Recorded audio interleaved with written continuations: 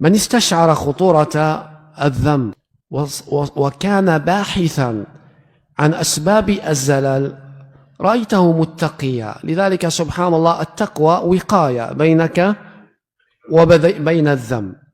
وأنت في طريقك دائما إذا مشيت على قدميك سيما في أرض فيها عطب تجد نفسك تتقي في خطواتك، أليس كذلك؟ أين تضع قدمك اليمين، أين تضع الشمال، من أجل أن تسلم. ولو تعثرت في طريق حسي لهان الخطب وكان كفارة لك. ما أصاب عبد من هم ولا نصب ولا وصب ولا غم حتى أكمل الشوكة يشاكها إلا كفر الله بها من خطايا.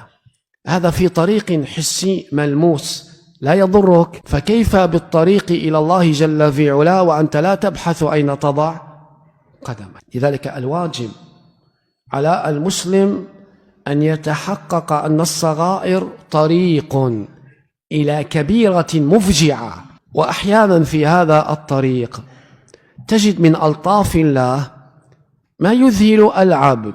ذات مرة ركبت قديما مع سائق أجرة تاكسي، فذكرت كلاما حول كذا وكذا من الكلام الطيب. قال: هل تعلم يا شيخ أنني ماشي إلى الزنا الآن؟